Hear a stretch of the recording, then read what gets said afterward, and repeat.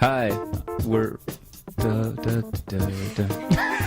Hi, I'm Brendan Canning. Hey, this is Dog Day. We're Tokyo Police Club. And we're the Ghost is Dancing, and you're watching Chart Attack. You're watching Chart Attack. .com? Listening to it? Yeah.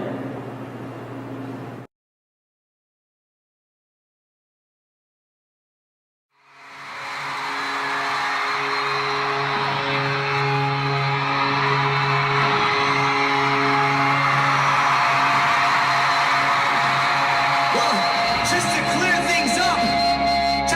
things up, we are Simple Plan. You guys being a band that's been so successful, being a band, you know, and being like 5 guys from the beginning from Montreal and going all this way, how do you deal with that kind of idea?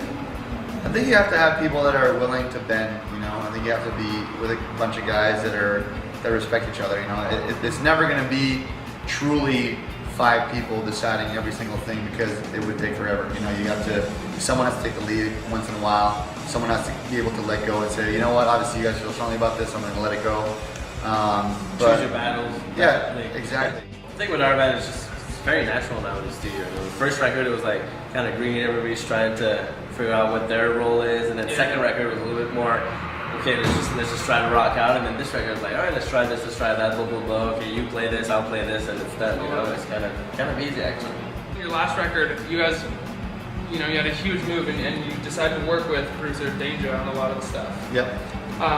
Whose idea was that, and how did you guys come to that idea?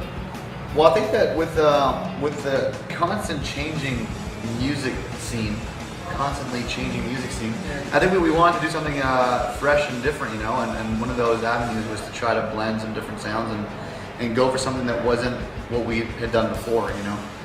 Try something new and try to experiment and spice it up a little bit. And Danger was one of the, at the time, one of the up-and-comers still. Up-and-comers. Now he's... Yeah, now he's huge, but I mean, before then, when we first talked to him, like, he was just starting to branch out on his own, and he was really eager to actually get into the rock world himself. So it worked out really well. We went and worked with him, and it was a totally new and different experience for us. And I think what came out of it is exactly that, you know, like something that sounds really fresh and not what you would expect from us, you know, so it really worked out. So have you guys always been so, like in terms of your music and writing it and recording it, like have you always been so open-minded? Not always. Not at all, no. I think when the first record we really had a sound in mind, really a style that we wanted to accomplish, you know, and I think that when the second record came, like we definitely wanted to evolve and just get some energy in there a lot more, make it feel more live, and then when it was time for the third one, it was just like, all right, let's take another step forward, let's just try to bring in a bunch of sounds, and I think you have to, it's hard to be really open-minded with 5 people, but I think as you grow as a band, it just comes it came naturally for us. If someone had asked us to do this, like, on our first record, we probably would have said no, you know, we'd been like, this is crazy, we don't want to do that. Yeah. But now that we've been touring for a while, and for us, we have to find ways to keep it interesting, and for the fans as well, you know, they've already heard the last 2 records, so you don't want them to keep making the same album over and over again. For the Midway state, from my band, do you have any advice? Finally. At the end of the day, just being an up-and-coming Canadian band, working our asses off. Keep writing songs like Change For You. That is a hit, I'm telling you. Yeah, I think that it's all, more and more nowadays with the state of the music industry and the, you know, album sales being so down and singles being the biggest thing. It really is more than ever a battle of the best songs. So if you can work on that craft as much as possible and be smart, you know, don't do things that you think are wrong, or, you know, it's like just don't buy wardrobe pieces.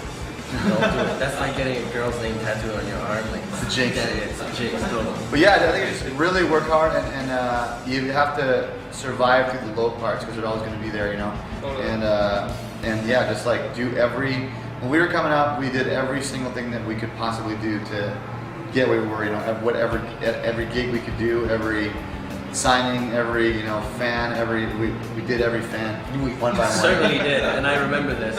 Would you split that up between guys, or did you take the majority, or would you take the majority depending on the night? Well, we go in the back loud and it'd be like a rotation, you know. Right. Definitely. Short straws a lot of times as well. Yeah, I always have the shortest straw. For sure. Maybe for guys sore, you give them the next night off. Yeah.